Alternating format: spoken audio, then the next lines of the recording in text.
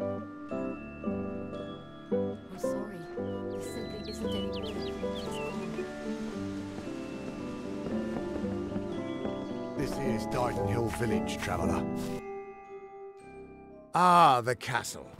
This tells me that your tavern will be a part of Lock... It's your fault that I can't pay my tab, you know? I wasn't ever supposed to come back here in the first place. I've spent the last 20 years knowing what fate had in store for me. And then you... Damn it. I thought I had my life figured out.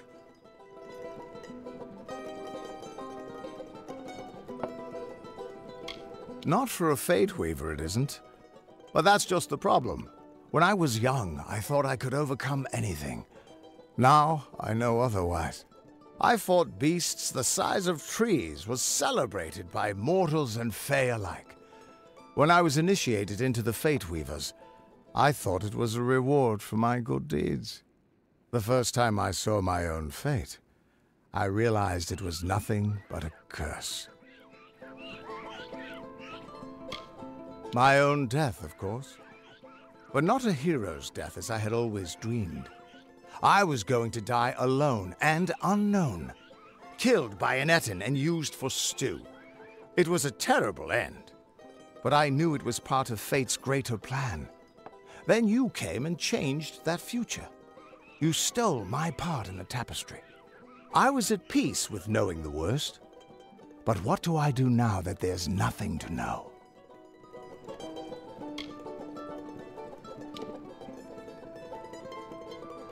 You're right. My glory days don't have to be over, and as long as I'm around you, I don't know how my story will end. That means I've got to make sure you stay around in one piece. Maybe this old trinket from my youth will help. After all, I don't just owe you my life. I owe you my future. Why, I once tracked a Yeth of Avgrun on a moonless night by smell alone. Fey or not, I could have tracked those Tuatha sober. They've set up in a cavern north of town, complete with some way of scrying your location. That's how they found you so easily. I have a plan, but it'll take the both of us to work. These soldiers were sent out with one purpose: finding you and making sure you stay dead. Everything else, the Well, Arden, Hughes, have all been collateral damage. They're using something big to track you. They call it the Eyes of Tirnoch. Smash it, and they won't be following you anymore. The main entrance is heavily guarded and will require a strong attack. The other route is trapped. It'll need a subtler approach.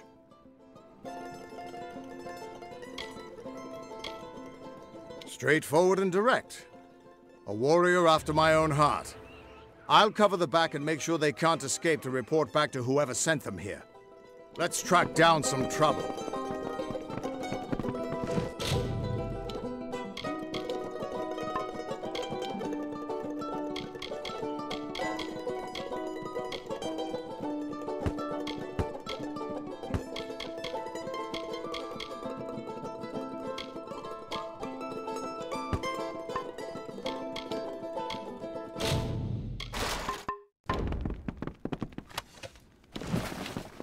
Oh.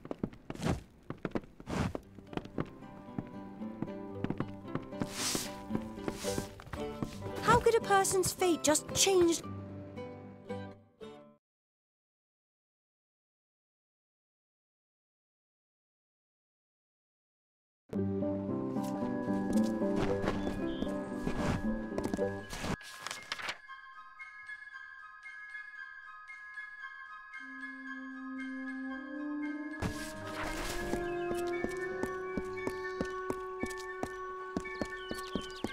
Brother Fallon should have come.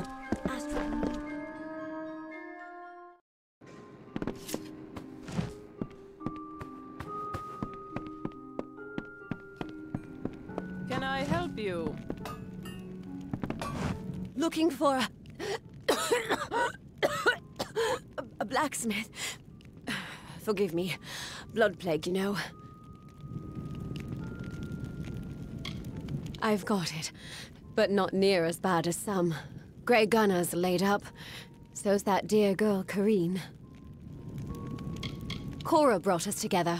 Now she and Olin can worry about strangers, and I can keep to my forge. A good smith is never out of work. Not in a troubled village this far into the She. That all? Looking for the blacksmith? That would...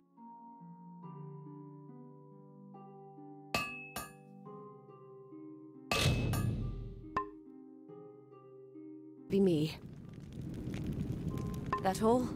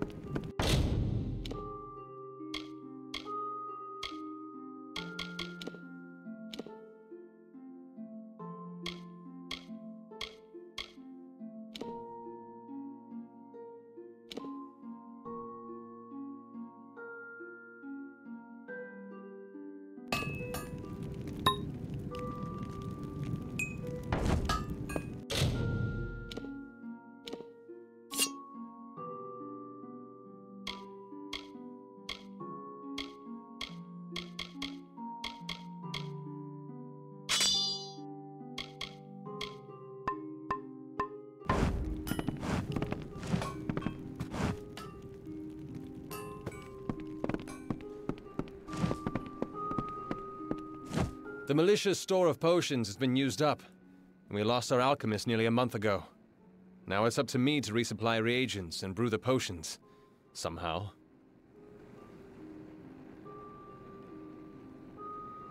Our biggest problem is boggarts, and the best thing against them would be fire. So it's fire potions. Tinder twig and scarwood bark. They're out in Glendara Wood, but the wood's been far too dangerous for the likes of me. You do seem the brave and heroic sort. Well, the village has a fund. Tinder twigs often in that cave-like pass south of the lake, and scarwood barks found by the ruins in northern Glendara Wood.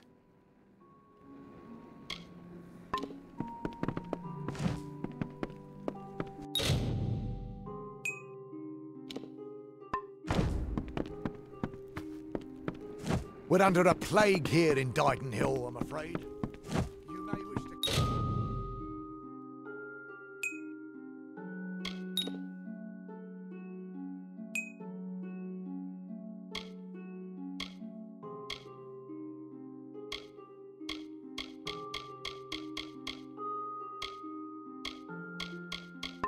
Carry on. Can I help you? Welcome to our famed craft hall. If you've come to buy, you may speak with Olin or myself.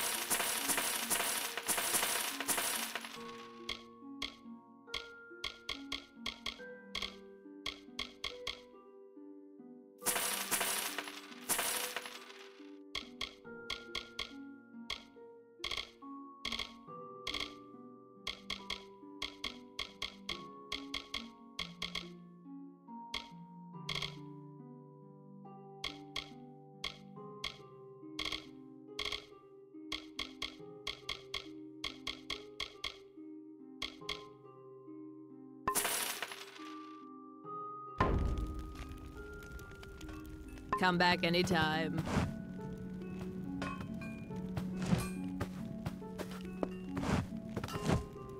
You're always welcome at the Crafters Guild.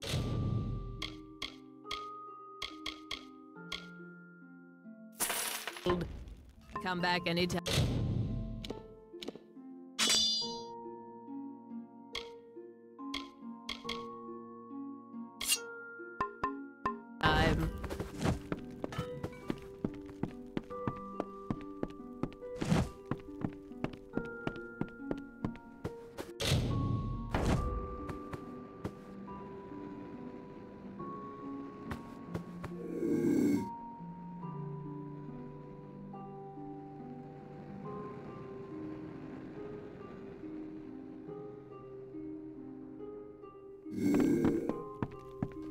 Hello?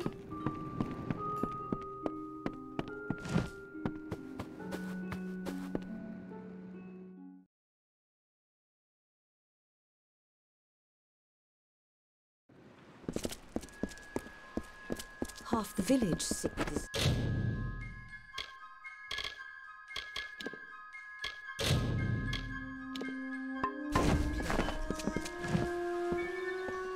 What more can I do?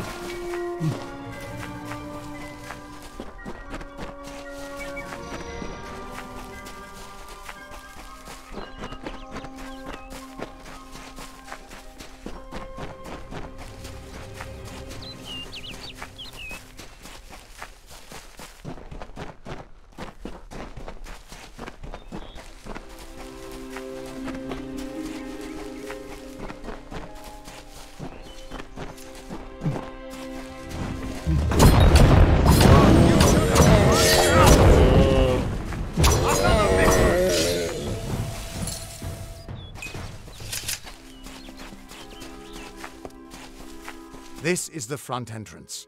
You'll face their strongest guards, so it's no place for subtlety. Find their scrying mirror and smash it. I'll slip in the back and make sure none of them escape. Thanks for giving an old man another chance. It's good to know I've got a future again. And even better not to know what it is. Whoever that Aelin Shear is, I don't think she's our enemy. If she wanted us dead, she could have killed us while we were weakened. But she's still trouble. Reminds me of a dark elf who left me half naked and tied to a bar guest once. Now those were the days. The immortals inscribed their knowledge of fate into the living stone. I always thought it was a poetic way of talking about the theater. But there it is, in your hands. Keep it close, child. The mine has a main entrance and an escape tunnel. The main one is heavily guarded, and the escape is heavily trapped. I saw them bringing barghests down in cages, probably still being trained. Turn the beasts free, and I bet they cause some chaos for you. The Destiny Stone showed us the tapestry of fate, but your power must have consumed it all. Everything except the wisdom at its core, the Codex of Destiny. The eyes of Tirnoch are two immense Prismere mirrors. Long as the Tuatha have them trained on you, they'll find you anywhere.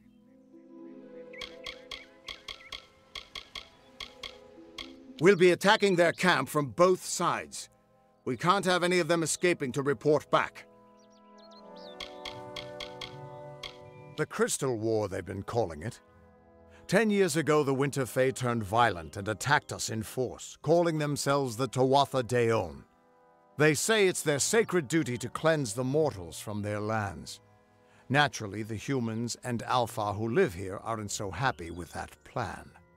It's been going back and forth for years. Where there's war, there's soldiers nervous about their fate, and that's where I come in. Just go inside and find those scrying mirrors. Don't worry, I'll be coming along to help.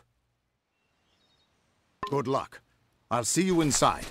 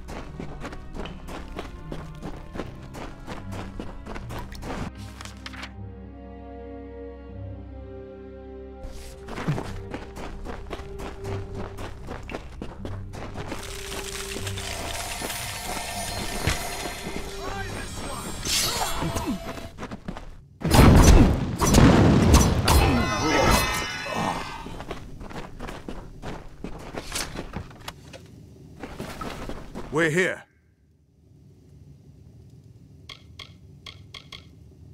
Gadflow is just some trumped-up fae who started hearing voices, I gather. But a crazy with an army is still a threat, sure enough.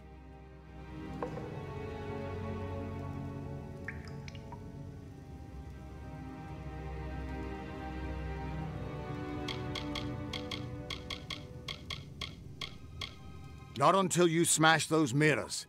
It'll keep them from tracking you all over Dalentarth. Good luck.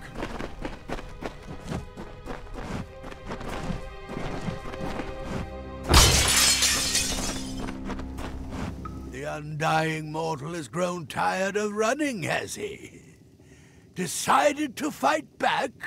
Can you tell me the difference between a creature of nature and a child of dust like yourself? We children of nature know our roles. Meek and mighty, prey and predators, life and death, all serve the cycle. You children of dust do not know your place. You come into our land. You come to face your hunters. And you don't know when to die. No mortal, perhaps, but I am Gadflow, blessed herald of the merciful Ternach.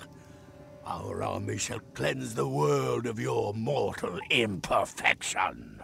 And you, all mortals end, even if some are more persistent than others.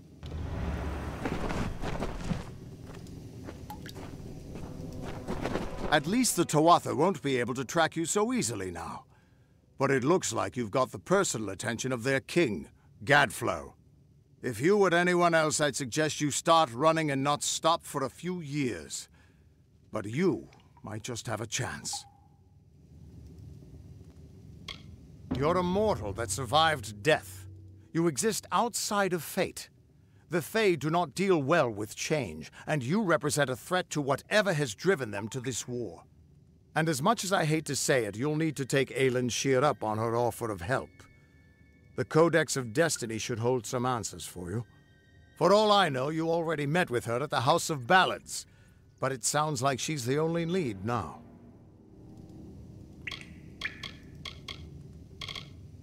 We should be able to get out this way.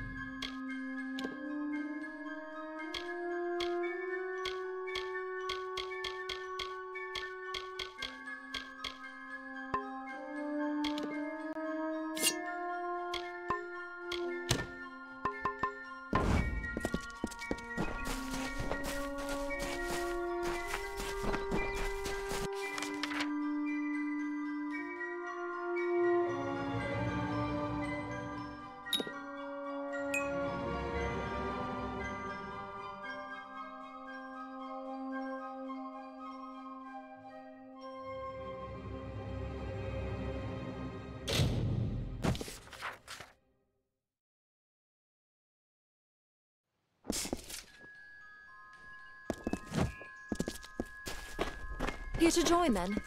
You don't look...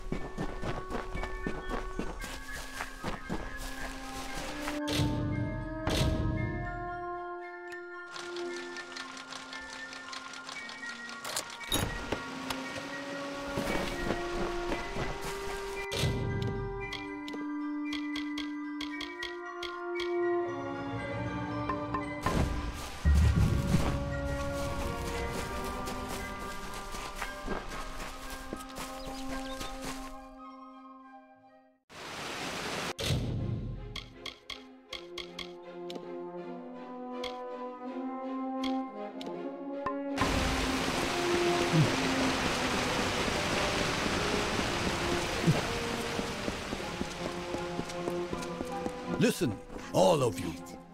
As you've clearly heard, a rare vacancy has occurred. Proceed no farther, mortal.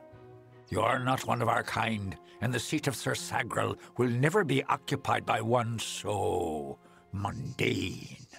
Hallam the White prepares the contest, and he must not be interrupted at this our time of greatest need.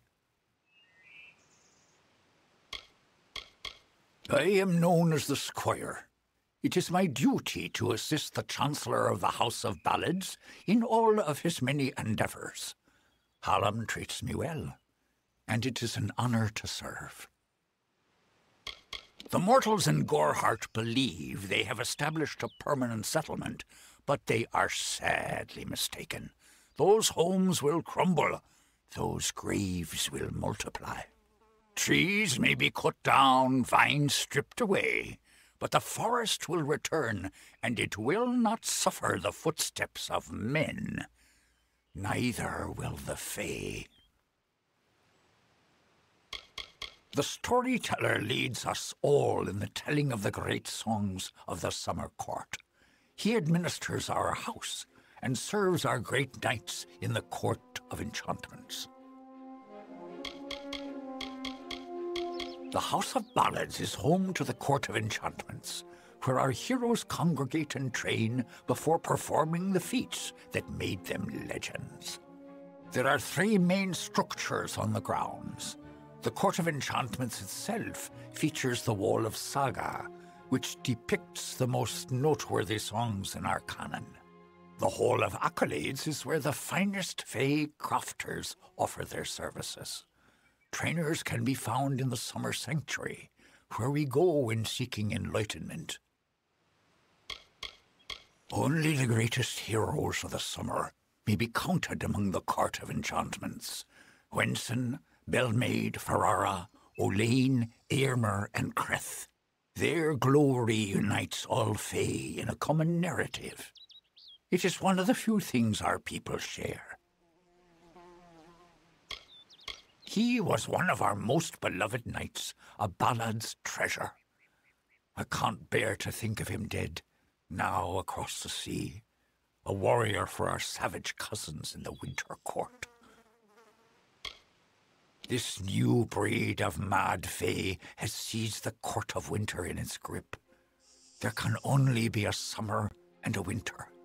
There is no other third order if we crave balance. This new breed of mad fae has... I did not fear them in previous seasons. They were our allies, as important to us as the autumn is to spring. But the Tuatha have upset the balance. It is to fill an unoccupied seat in the House of Ballads. This is not a mortal concern. If Hallam learns I told you, he may see to it that I am banned from the telling. Farewell. Glynel, I assure you it's an ancient codex, just like in the tales. Intriguing. And why would such a thing be revealed to a child of dust? And here I was beginning to think that you'd never show up. This is Glynel, Lore Master of the House of Ballads. Give the codex over to him, and he may have your answers. I'm a woman of many talents, and we're all taught that we must use our talents for the greatest good, right?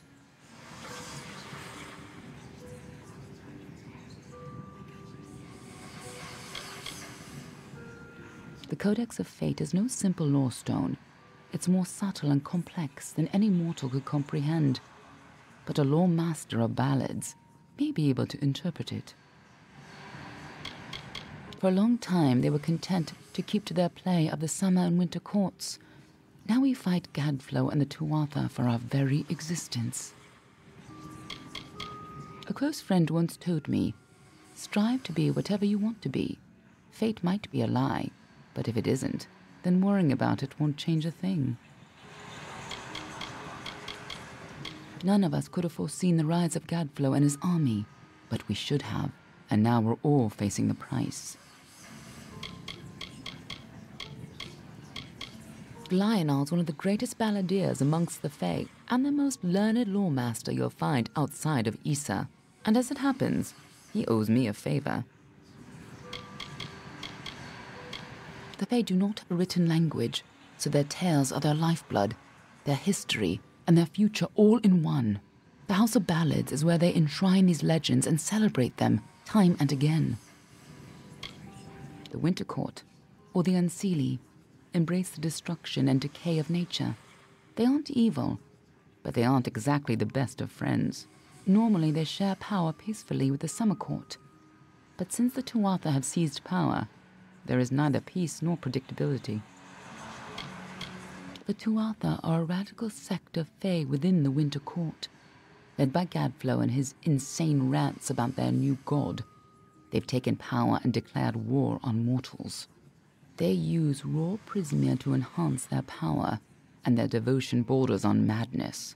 But the most terrifying thing to the Fae is simply the fact that their siblings have changed so completely. We've known for a long time that Prismia crystals allow us to store and focus magical power. The gnomes use it in their grander inventions, when they can get it. But we have no idea how Gadflow got a hold of so much of it. It makes his Tuatha the most dangerous army I've ever seen. The Summer Court, or the Seelie Fae if you prefer, embody the growth and energy of nature, but they can still be as aloof and uncaring as a brutal summer day. The current High King of the Fae is Titarian, the wisest of the Summer Court. While Gadflow has undermined the Winter Court, he tries to keep their cycle in balance. You haven't been around much, have you? The Tuatha have been pressing west from their home in Alabastra. Right now, they're only threatening my people. But if we fall, the Tuatha will turn their eyes to the other mortal races. Titarian isn't quite what you'd expect from the High King of Summer. But he hasn't got the arrogance of his cousins, or their cheer.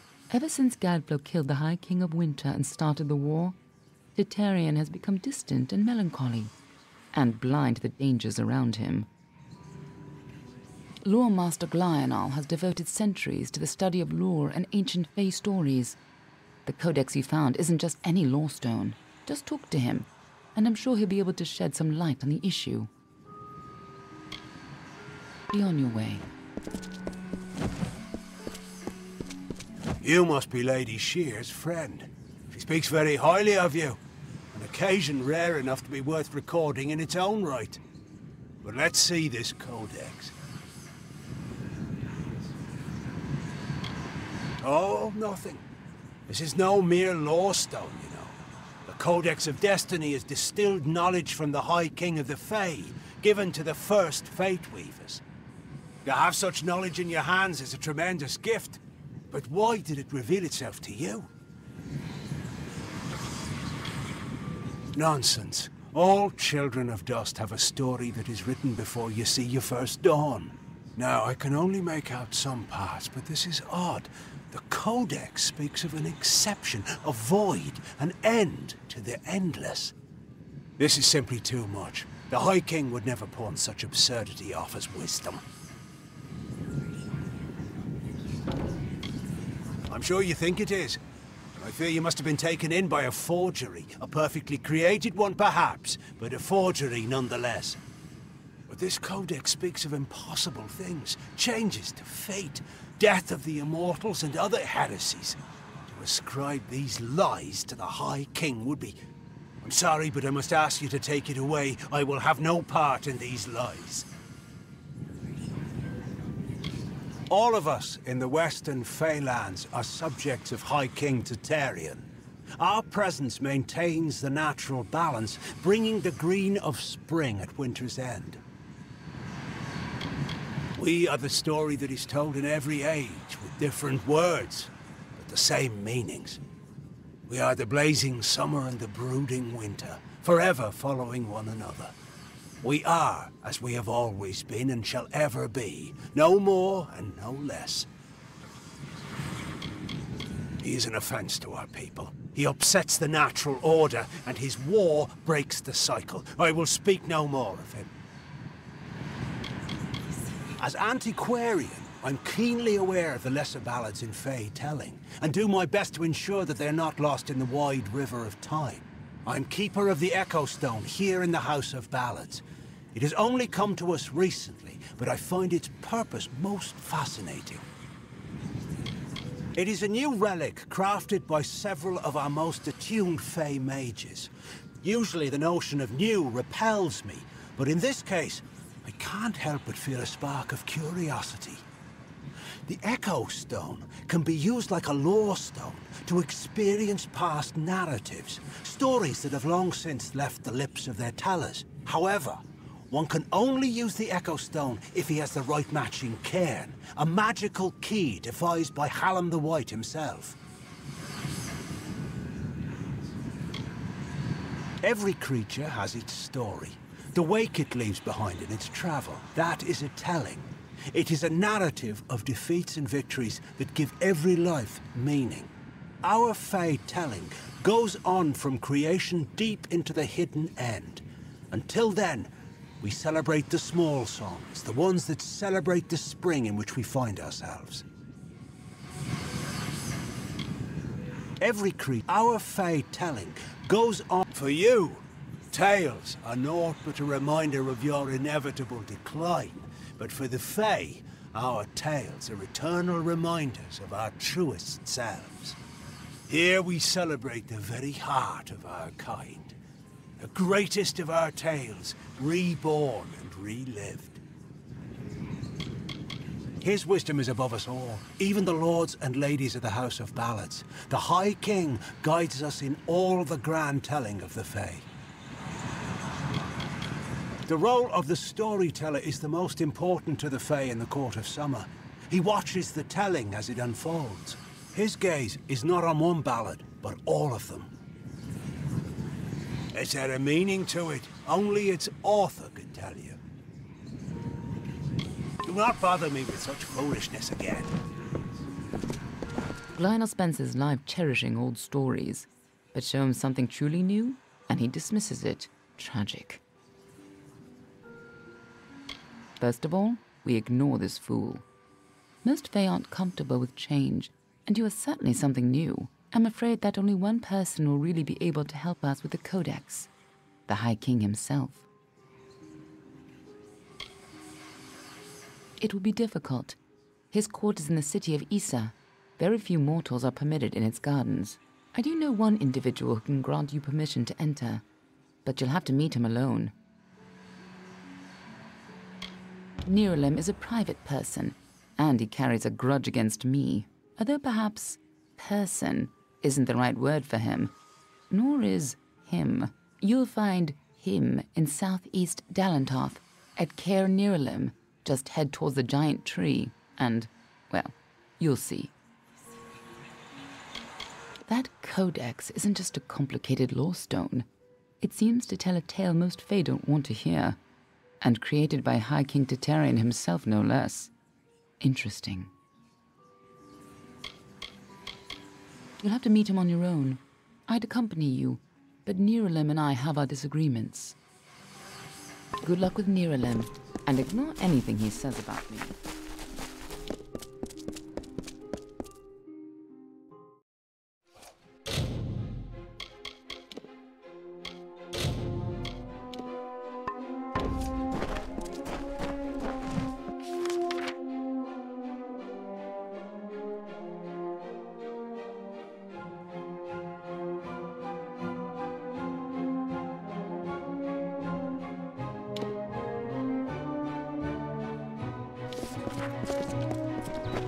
Go back to Dalantoth.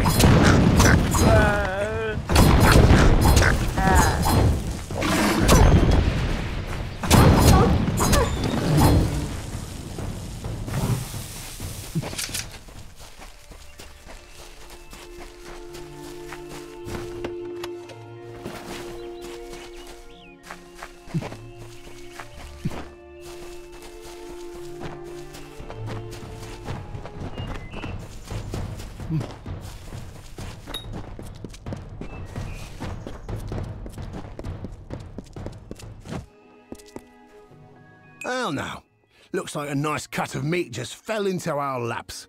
Welcome to the Traveller's Camp, Dove. So, I don't want to think you've stumbled on our camp by accident. Go on, ask. Ask to join our merry number. Well, I've seen fist-sized rubies, living people made of vines, and I've even seen a Jotun cry. But this is a first. Why join?